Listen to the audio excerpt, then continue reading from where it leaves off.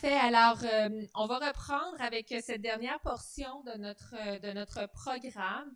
On a avec nous la chance d'avoir des représentants des villes de Québec et de Montréal. Alors, je vais vous présenter mes deux invités. D'abord, Sylvie Verreault, elle est titulaire d'un bac en génie géologique de l'Université Laval. Elle cumule 24 années d'expérience dans divers domaines liés à l'environnement. Depuis 2005, elle est conseillère en environnement à la division prévention et contrôle environnemental de la Ville de Québec. On a également avec nous M. Dib, qui a un bac en génie chimique de l'École polytechnique de Montréal, une maîtrise en environnement de l'Université de Sherbrooke, c'est ça, et un diplôme de microprogramme de deuxième cycle en vérification environnementale. Il est actuellement chef de division du contrôle des rejets et suivi environnemental du service de l'environnement de la Ville de Montréal. Alors, bienvenue à vous deux.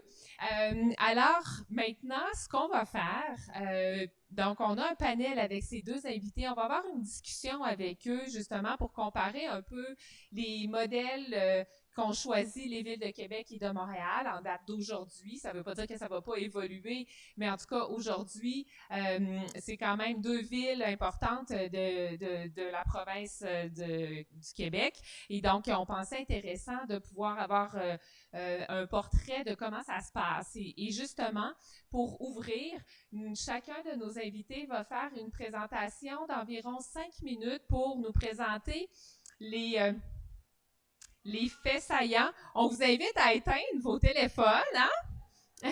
Il y a du bruit dans la salle. Ou en tout cas, sans les éteindre, à les mettre en mode sourdine. Donc, chacun de nos invités va nous faire une présentation des faits saillants de l'encadrement en vigueur actuellement dans la ville qu'il représente. Nous présenter aussi, les questions là, à savoir si la réglementation est uniforme dans le territoire, s'il y a des adaptations dans chaque arrondissement, etc. Donc, on va voir comment ça se passe dans chacune de ces deux villes.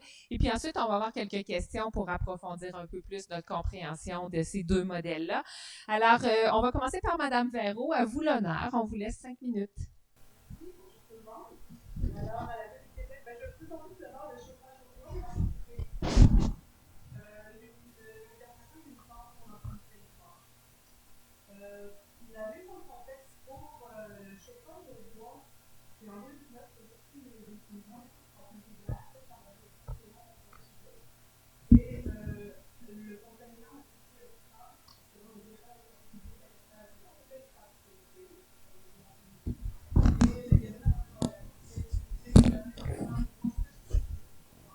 de remplacer graduellement ce chauffage par d'autres sources d'énergie plus polluantes.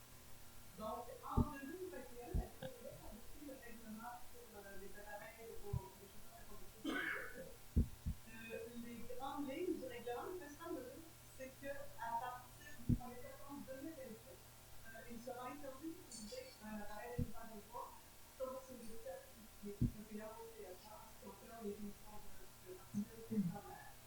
On est en 2021, on a donné des expressions, on est en pleine pandémie, donc on a donné des délais pour se conformer. Et l'autre principal niveau de règlement, c'est que dès l'adoption en 2021, les filles de la Ville de Québec utilisaient tout appareil au bois, soit certifié ou non, sauf lorsque l'adoption de soins est en vigueur sur le territoire. Et puis, par contre, il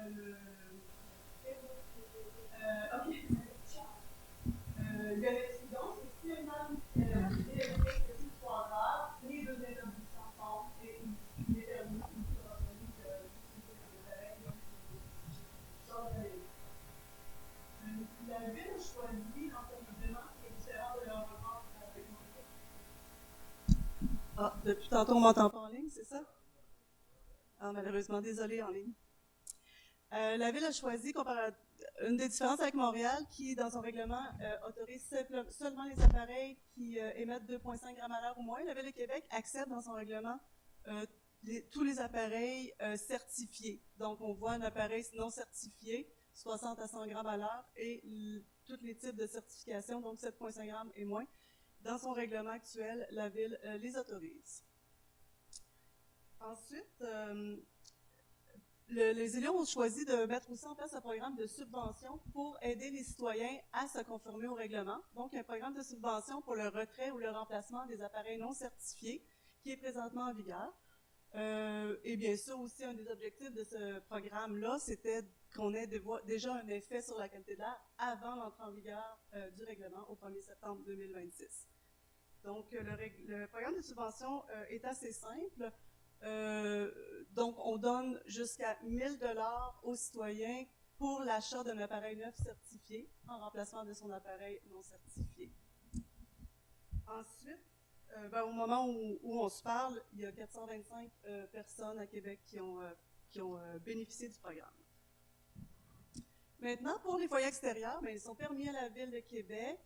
Il y a un règlement qui encadre cette pratique. Donc, c'est le règlement sur la prévention des incendies. Donc, c'est le service de protection des incendies qui applique le règlement. Ce que ça dit, le règlement, c'est que les feux à ciel ouvert sont interdits. Donc, le feu doit être fait dans un foyer qui est muni d'un arbre qui est muni d'un pare étincelle complet. On doit le mettre à une distance de 3 mètres de limite de propriété ou de tout bâtiment fait de matériaux combustibles. Et aussi, on doit utiliser que du bois de chauffage sec. Voilà. Puis, donc, c'est le règlement de la Ville de Québec qui est présentement en application. Il y a quand même des plaintes chaque année sur cette pratique-là. Il y a eu un sondage de fait. On a demandé aux gens à quel point êtes-vous personnellement dérangé par les feux extérieurs. Je trouvais ça quand même intéressant de vous le présenter. Donc, au total, les gens sur le sondage web, 1006 répondants qui se disaient pas dérangés, pas du tout dérangés ou très peu dérangés, ça représentait 81% des gens. Et 14% étaient un peu dérangés et 5% étaient très dérangés par cette pratique. C'est un sondage web. Et rapidement, c'est relativement uniforme dans tous les arrondissements. Et l'autre question, en regard de la situation actuelle sur les feux extérieurs, souhaiteriez-vous que la Ville de Québec maintienne le statu quo, resserre la réglementation, par exemple dans certaines zones où les terrains sont plus petits, interdise complètement les feux extérieurs ou, ne sais pas. Je vous demande de regarder simplement la colonne là, la bleue foncée qui est l'ensemble des répondants. Donc, 61% souhaitaient le statu quo, 21% souhaitaient un resserrement de la réglementation et 5% souhaitaient une interdiction complète sur le territoire de la Ville de Québec. 13%. Voilà, on me dit que le montant est complété. Le montant est complété, le montant de temps est dépensé, effectivement. Alors, très bien, je vous passe la parole, M. Dib. Oui. Donc, bonjour à tous. Moi, je vais vous présenter le cas de Montréal. Pour la première diapo, je vais répéter un petit peu ce que vous avez écouté plus tôt, mais c'est pourquoi Montréal a décidé de réglementer le chauffage au bois résidentiel. En fait, comme on l'a écouté un peu plus tôt, le chauffage au bois est l'une des principales causes de smog hivernal. Limiter l'émission de particules fines dans l'atmosphère favorise une meilleure qualité de l'air et participe à l'amélioration de la santé publique à Montréal. À Montréal, le chauffage au bois est parmi les principales sources d'émissions de particules fines. On l'a aussi vu un peu plus tôt qu'à la grandeur du Québec, mais également à Montréal. Ça se retrouve actuellement en deuxième lieu. Donc, après le transport, deuxième cause d'émissions de particules fines à l'atmosphère, baisser les particules fines venant du chauffage au bois. Les particules fines sont responsables du smog hivernal et de toutes les journées de mauvaise qualité de l'air à Montréal. C'est vraiment causé par ce polluant-là. On l'a vu aussi plus tôt, oui, il y a des particules fines, ça a des effets sur la santé, mais ça a également une panoplie d'autres contaminants, dont le monoxyde de carbone, les composés organiques volatiles, ainsi de suite. Je ne ferai pas d'écho de chimie aujourd'hui. Et c'est une problématique de santé publique, donc effectivement, on sait que ça a un impact sur la santé direct. Montréal, on voulait protéger tous les citoyens et la population vulnérable. Donc, on parle de personnes, des enfants, personnes âgées, personnes avec des maladies pulmonaires, ainsi de suite. Donc, c'est la raison principale pourquoi Montréal a décidé d'aller avec une réglementation. C'est quoi le règlement à Montréal? En fait, c'est le règlement 15069, c'est son numéro. Il est en vigueur depuis le 24 août 2015. Je dois toutefois préciser que c'est venu par étapes. Ce règlement-là, il était en 24 août 2015, mais il y a eu d'autres règlements avant qui ont été mis en place. Il y avait dans des règlements locaux, Il y avait interdiction de nouvelles installations et de suite, mais après des consultations publiques et différents échanges avec les citoyens, ça nous a amené vers le règlement 15069. En fait, et ce règlement ne s'applique qu'aux 19 arrondissements de la ville de Montréal. À Montréal, pour ceux qui ne connaissent pas, il y a 19 arrondissements, il y a 15 villes liées. Ce règlement, donc, s'applique uniquement sur le territoire des 19 arrondissements, mais ça ne veut pas dire qu'aux 15 villes liées, il n'y a rien. Il y a plusieurs villes liées qui ont adopté leur propre règlement, qui est fortement inspiré du règlement de la ville de Montréal. Ce que demande le règlement, c'est une déclaration obligatoire d'un appareil ou d'un foyer au bois. Il est interdit d'utiliser son foyer dans une période d'avertissement de smog, et ça c'est en tout temps, comme la ville de Québec. Et depuis le 1er octobre 2018, c'est interdiction d'utiliser de tout appareil non conforme. Et à Montréal, on vient préciser qu'on veut que ce soit conforme à 2,5, qui émette moins que 2,5 grammes à l'heure de particules fines. Et c'est la conformité vérifiée, validée par l'EPA ou par le CSA. Il y a une exception. Donc, exception, on a vu dernièrement, il y a eu beaucoup de coupures de courant un peu partout, mais le règlement actuel le prévoit. Donc, quand il y a une coupure de courant de plus de 3 heures, c'est possible d'utiliser leur foyer, même un foyer non conforme, on peut l'utiliser à Montréal. Et ce règlement-là ne vise pas la cuisson commerciale des aliments. Et finalement, ce n'est pas le même règlement qu'on applique pour les feux externes. Les feux externes sont interdits à Montréal et c'est le CIM, donc le Sécurité Incendie de Montréal, qui gère ça. Ce n'est pas les règlements environnementaux, mais à toute fin pratique, c'est interdit à Montréal, sauf autorisation préalable du CIM pour certains événements. Voilà, ça fait le tour pour moi. Ben, merci beaucoup pour ce premier survol. On va essayer de rentrer un petit peu plus dans le détail, puis peut-être aussi se rapprocher des questionnements que les gens ici pourraient avoir. Je vous rappelle, il y aura une période de questions aussi réservée pour vous là dans quelques instants. Mais entre le moment là où il y avait rien, ou en tout cas où avec une réglementation antérieure qui était peut-être beaucoup moins sévère, et le moment où on a adopté les réglementations que vous venez de présenter, est-ce que vous avez observé des avantages en dehors de l'amélioration de la qualité de l'air? Ça, je pense que c'est clair qu'il y a des éléments, des bienfaits, ça a été abordé, vous l'avez dit vous-même, mais notamment sur la cohabitation, notamment des citoyens avec les feux et les foyers. Y a-t-il des avantages à un encadrement? Je peux y aller, ça ne sera pas tellement long parce que les feux extérieurs ne sont pas réglementés comme Montréal. Ce sera intéressant de l'entendre là-dessus. Mais pour ce qui est de la réglementation sur le chauffage au bois à la Ville de Québec, je dirais qu'un des avantages, justement, qu'on en parle, qu'on peut pousser un peu plus loin l'information, sensibilisation sur le sujet, qu'on peut vraiment expliquer que le chauffage au bois a un effet sur la qualité de l'air, que c'est très bien mesuré, qu'il y a des impacts à la santé. Donc, au niveau information, sensibilisation, je dirais que c'est un des avantages là, d'avoir réglementé sur le sujet. À Montréal?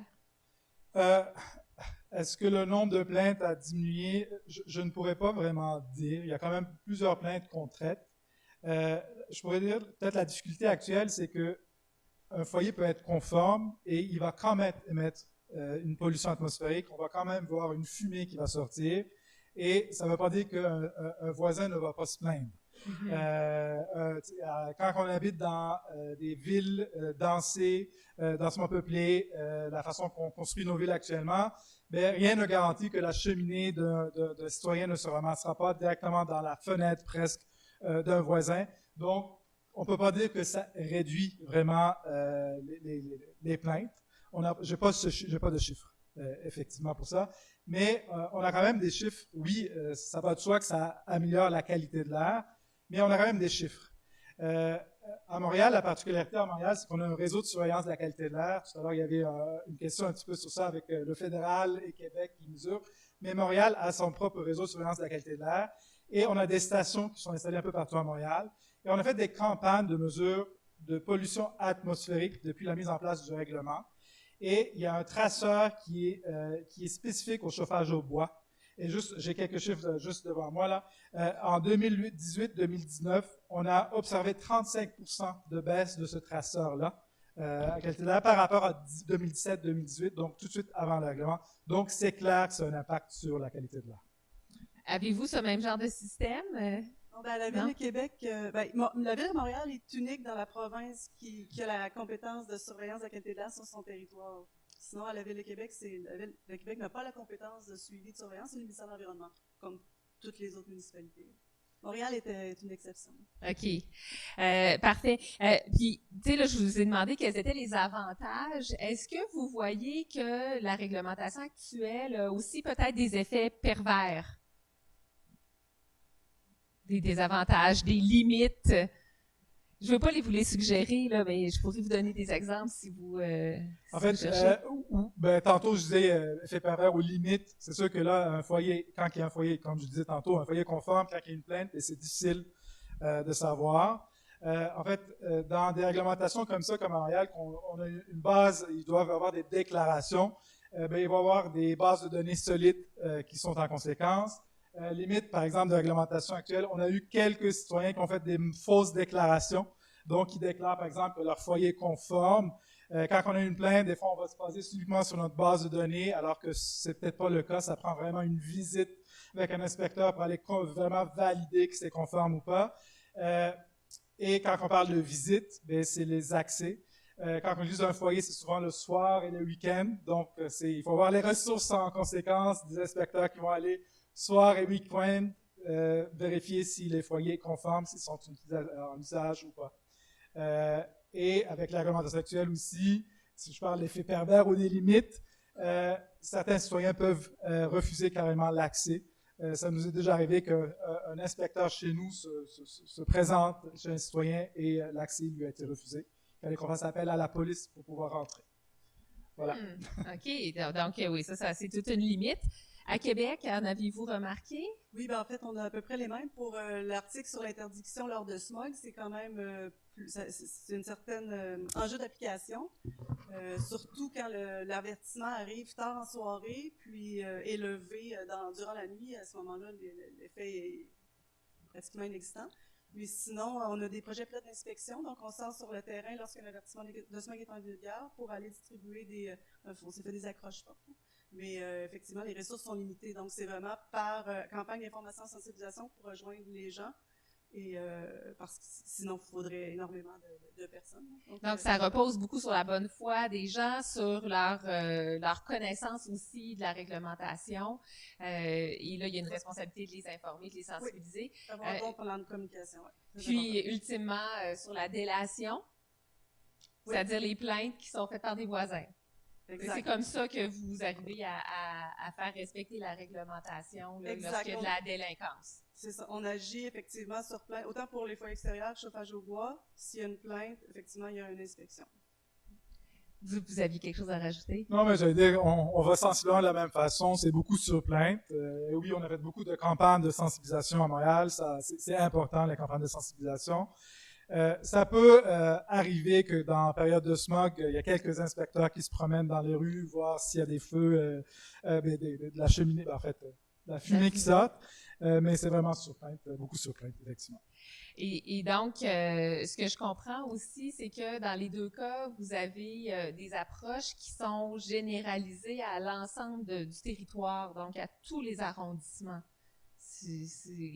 À Montréal, tous les 19 arrondissements sont assujettis à la même réglementation, peu importe la densité de la population dans les quartiers plus centraux versus les quartiers qui sont plus en périphérie. On applique la même chose, même s'il y a des gens qui ont des grands terrains versus ceux qui habitent en appartement. Là. Effectivement, pour le territoire de la Ville de Montréal. Donc, vraiment, pour les 19 arrondissements, c'est le même règlement qui s'applique. Ce n'est pas le même pour les villes liées. Mais ça peut arriver effectivement que quasiment l'autre bord de la rue, c'est un autre règlement ou pas de règlement, tout carrément. Mais sur le territoire des 19, c'est le même règlement. On ne considère pas Et c'est la même chose à Québec. Oui, en fait, pour le chauffage au bois, c'est quand même important que ce soit l'ensemble du territoire, parce que les particules fines, ça voyage sur des longues distances. Donc, c'est ça, effectivement. Oui, pour le chauffage au bois. Puis là, donc à Québec, les feux extérieurs, eux, ne sont pas encadrés. En fait, ils sont encadrés comme vous l'avez dit, mais c'est-à-dire qu'on dit dans quoi le mettre, mais il n'y a pas de restriction, sauf en période de smog. Effectivement, mais c'est un enjeu qui revient à la Ville de Québec aussi. Il y a un nombre significatif de plaintes qui reviennent à chaque année. Ça a augmenté durant les années de pandémie. Donc, c'est un dossier qui est en analyse à la Ville de Québec. On attend prochainement encore quelques rapports sur la qualité de l'air dans la Ville de Québec. Et puis, c'est ça. C'est un enjeu qui revient toujours, puis qui est très polarisant. Donc, parce que la réglementation actuelle ne permet pas d'éliminer la nuisance. C'est certain. Même si le feu est conforme, la fumée voyage. Et c'est ça. On a encore des plaintes pour les nuisances et impacts à la santé, là, c'est évident.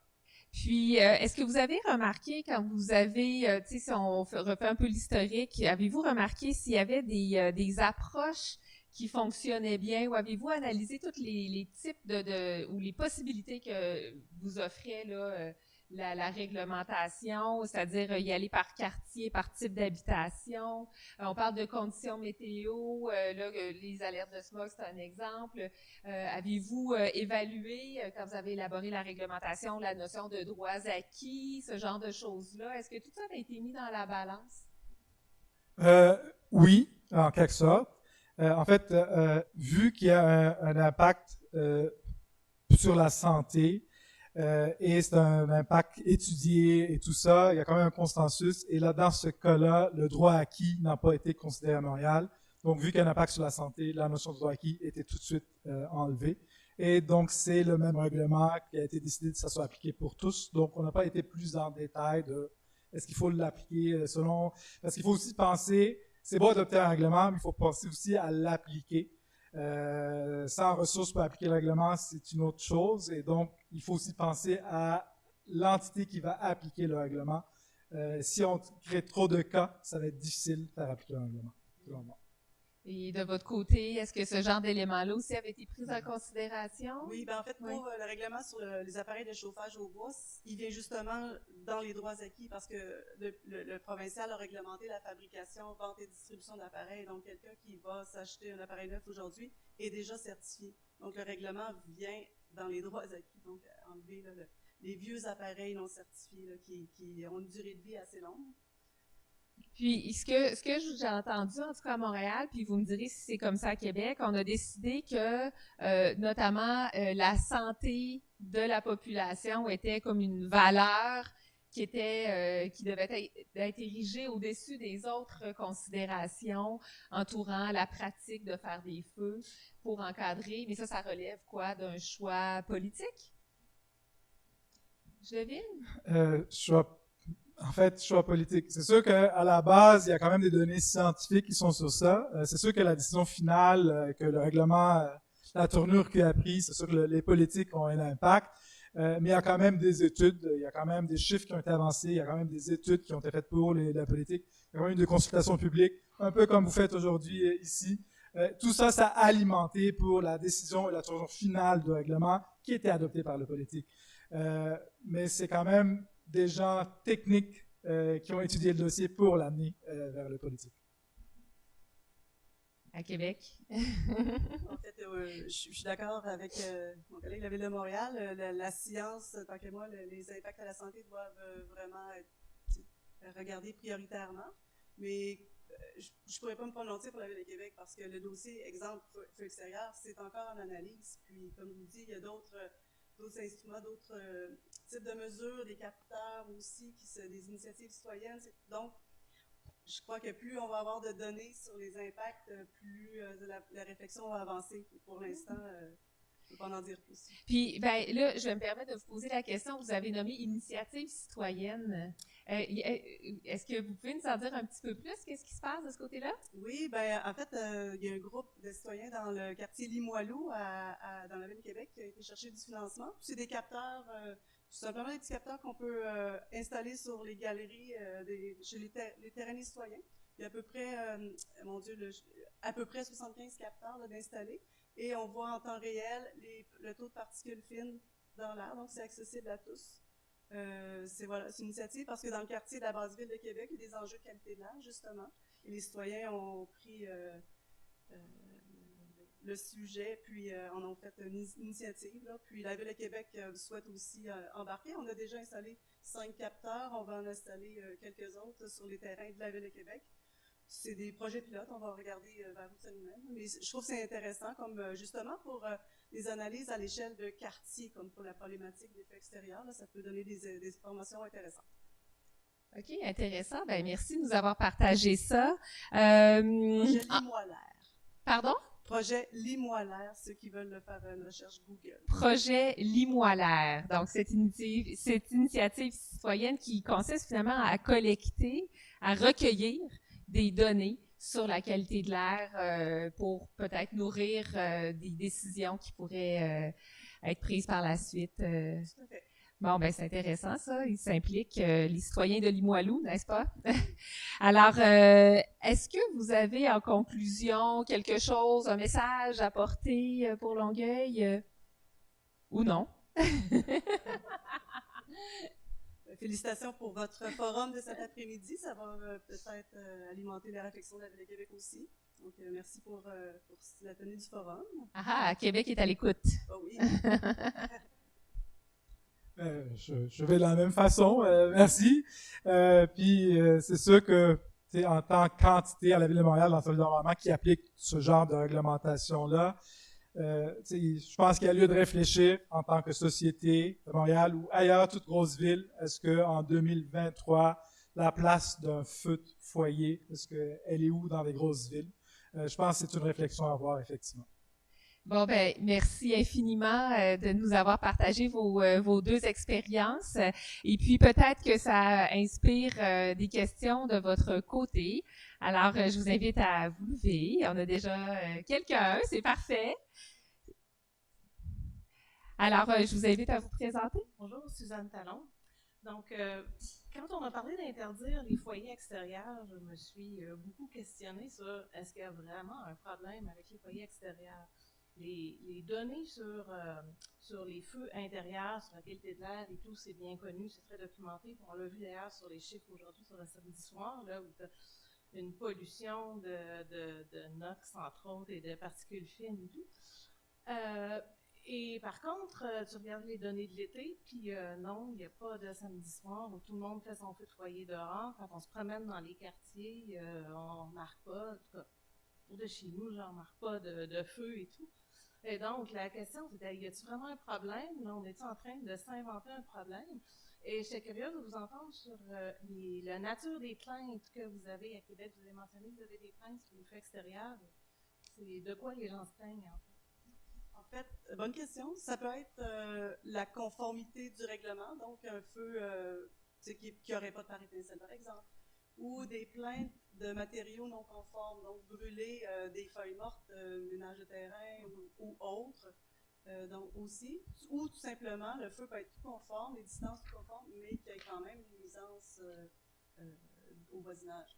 Donc, la fumée, en gros, j'imagine, qui arrive sur ta terrasse pendant que toi tu manges et que ton voisin fait Tout à fait. Il y a quand même plusieurs personnes qui reviennent à la ville et disent je peux pas profiter de ma cour l'été. Donc, je pense que c'est un enjeu qui est vécu dans toutes les municipalités. Là. Et c'est un grand nombre de plaintes, parce que bon, tu sais, les matériaux non conformes, on s'entend, personne ne veut ça, c'est vraiment dangereux. Le pare étincelle aussi, je comprends, la propagation des incendies, très important. La boucane qui vient du voisin, ça représente un grand nombre de plaintes ou? Ben, en fait, on avait 350 plaintes par année avant pandémie, on est plus à 500 par année.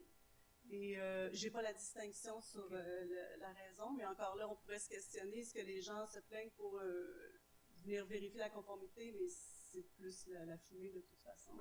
Mais non, j'ai pas la distinction de la plainte. OK, merci. Merci. Alors, on continue de prendre des questions. Je rappelle aussi aux gens qui nous écoutent en ligne, en direct, qu'on peut également relayer les questions directement à nos invités si vous le faites par écrit. Alors, c'est à vous. Serge Mainville. J'aurais une question pour Madame de Québec. Je veux savoir, vous avez parlé de capteurs. Les capteurs captent quoi? Est-ce qu'ils captent simplement les particules de fumée ou s'ils captent les particules émises par les véhicules? Qu'est-ce qu'ils captent exactement? Les gens veulent capter quoi, là, en gros? C'est tout simplement les appareils qui lisent les particules fines. Mais on Peu sait pas importe d'où la ça source. vient. Non, Ok. on n'a pas d'idée de la source. Bon, donc on ne peut pas avoir si c'est véhicule automobile ou c'est du bois ou c'est autre chose. Effectivement, Ah, non. parfait. Ensuite, est-ce que la Ville de Québec et la Ville de Montréal, c'est pour les deux personnes, vont peut-être avoir une journée de politique similaire pour les véhicules auto? Parce que moi, quand je me promène sur la rue, là, je sens bien plus du monoxyde de carbone que je sens de la brûlure de bois. Parce que quand j'arrête à Montréal puis j'attends l'autobus, là, ça sent pas bon. Ça sent mauvais, mais je sens pas de bois, mais je sens que c'est pas trop bon pour ma santé. Mais ça, je pense que peut-être les gens font pas assez de plainte ou quelque chose comme ça, mais on n'en parle pas. On en parle beaucoup moins. Hein. Ça semble terrible, l'odeur de bois, les particules de bois, mais les particules de monoxyde de carbone, ça semble pas si horrible que ça. Mais je pense que ce serait temps que les grandes villes, à force de densité, commencent à jeter un petit coup d'œil, c'est une suggestion, sur cette pollution-là. Et de voir aujourd'hui, peut-être que tous les gens qui disent c'est terrible le bois, qui sont venus en automobile, ça me ferait sourire, hein, un petit peu. Simplement comme réflexion. Mais c'est très intéressant, toutes les réponses qu'on a pu avoir aujourd'hui. Merci.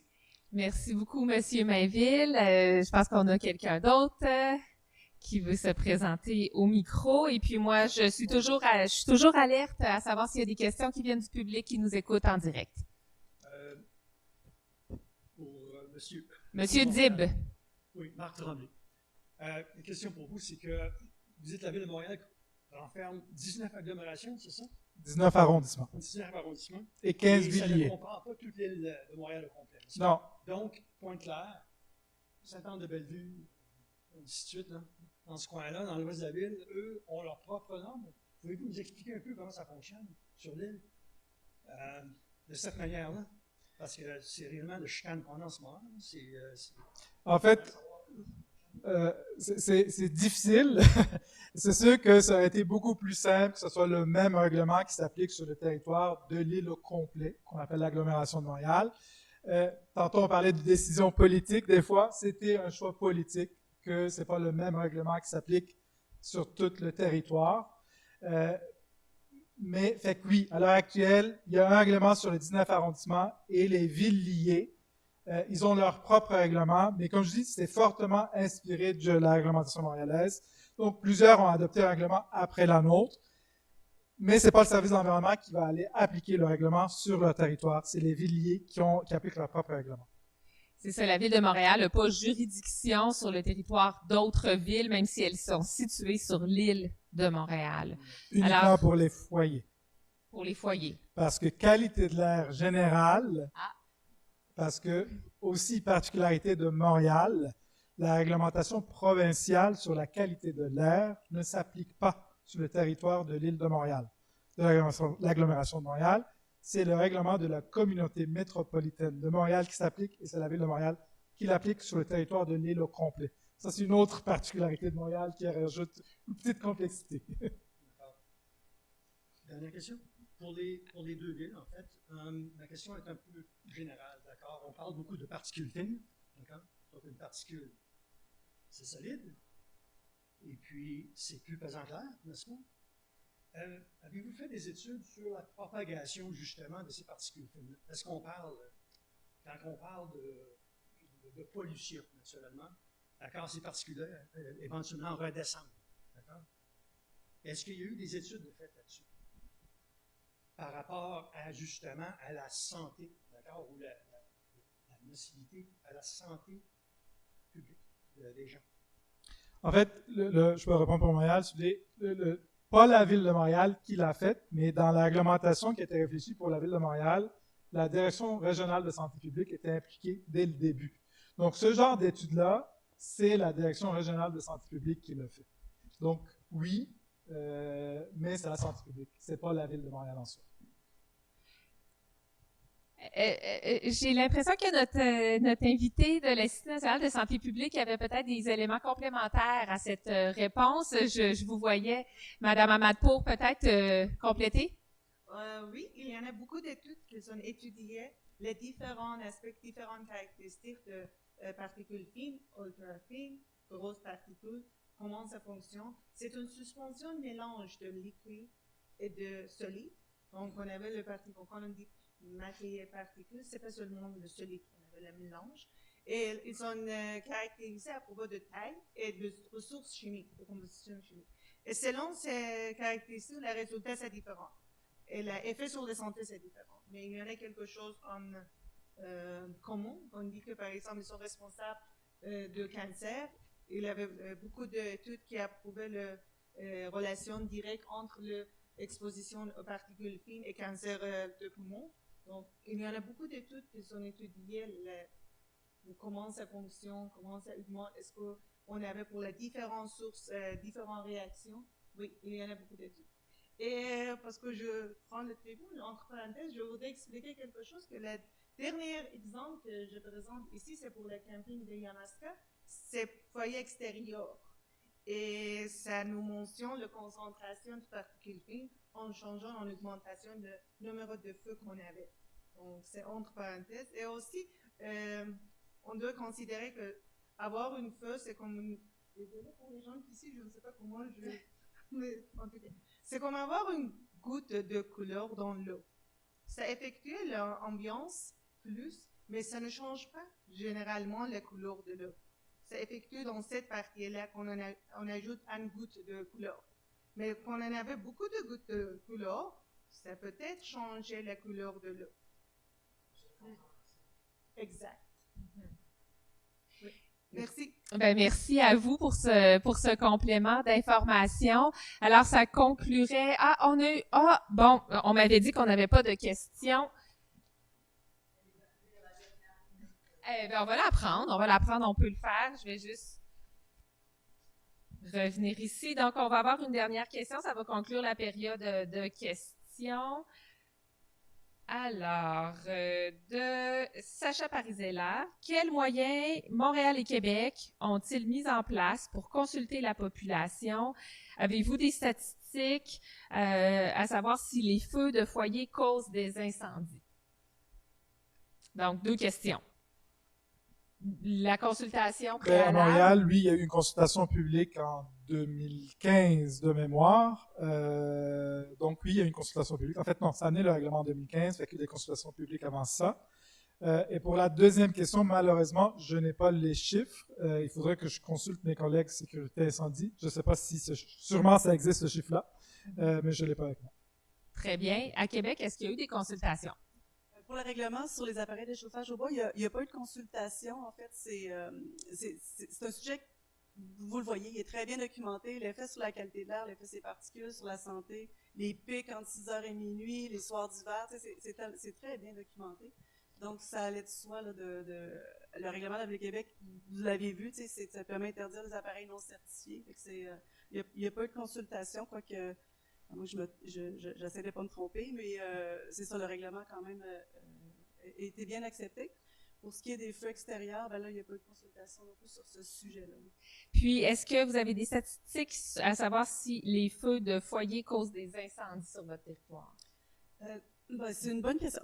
Pour les feux extérieurs, l'été, ce que les services de protection incendie ont mentionné, c'est que le règlement actuel, ça protège relativement bien. Autrement dit, il n'y a pas lieu de resserrer la réglementation en lien avec les incendies. Donc, s'il y a un resserrement sur les analyses, c'est par rapport à la nuisance, à la qualité de l'air, et non par rapport aux incendies. Fait il y en a, je ne dis pas qu'il n'y en a pas, mais il y en a quand même très peu de feux provenant des feux extérieurs. Mais là, quand on dit foyer, il y en a qui entendent feu de foyer extérieur, d'autres feux de foyer intérieur, et donc on va y aller aussi à l'intérieur. Intérieur, j'ai pas la donnée, là, les statistiques d'incendie pour les poêles à bois ou foyer intérieur, j'ai pas la statistique, mais je peux vous la fournir demain. OK. Bon, ben, on va l'apprendre. C'est formidable. Merci infiniment. Alors, ben, ça va conclure la portion informative de ce forum. Je vous garderai encore quelques minutes de plus, mais avant, on va remercier nos 2 invités, Madame Véro, Monsieur Dim, merci d'avoir pris le temps de partager les expériences de vos villes respectives. Et puis, vous pouvez retourner dans la salle. Moi, j'ai quelques...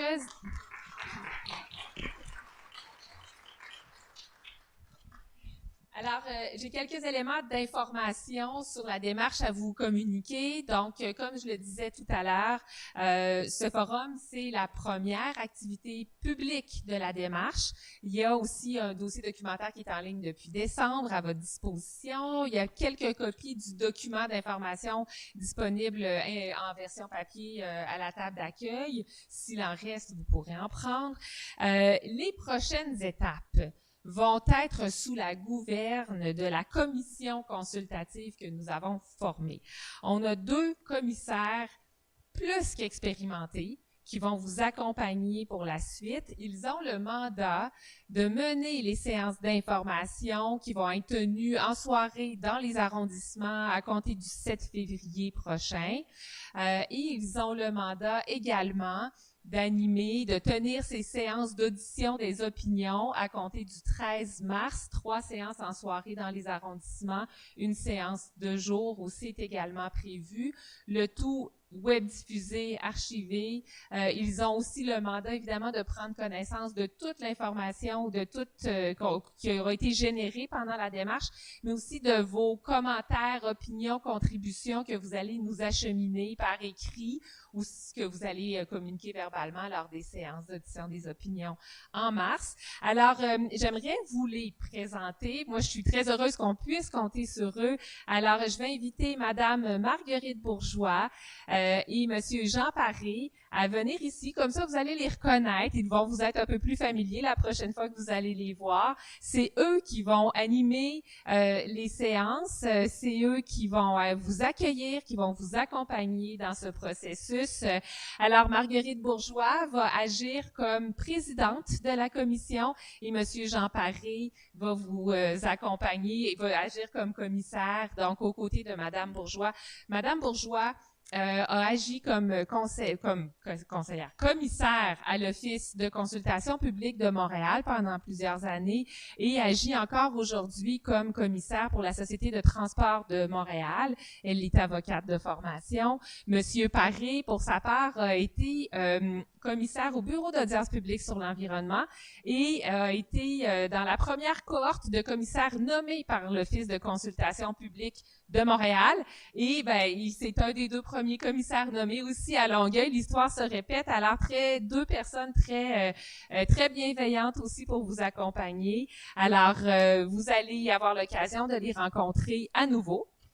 Puisque l'Office est nouveau, j'aimerais aussi rapidement vous présenter mes collègues parce que c'est des personnes qui travaillent avec beaucoup d'enthousiasme à faire de l'Office un organisme qui va être à l'image de Longueuil, mais dont vous serez également fiers. Alors, on a Marie Despelteaux-Paquette, directrice de l'administration, Élise No à l'avant, qui est responsable de la participation publique, le très occupé Félix Cauchy-Charret, qui est responsable des communications. On a également eu la chance de compter sur la collaboration de Reda Rouabia, qui était à l'accueil aujourd'hui. Il complète son mandat avec nous. Il s'envole vers un stage aux Affaires mondiales. Et puis, on a également Marie-France qui nous a accompagnés à l'accueil aujourd'hui. Alors, je les remercie. C'est un plaisir de travailler donc avec cette équipe qui va peut-être grossir au fil des prochains mois.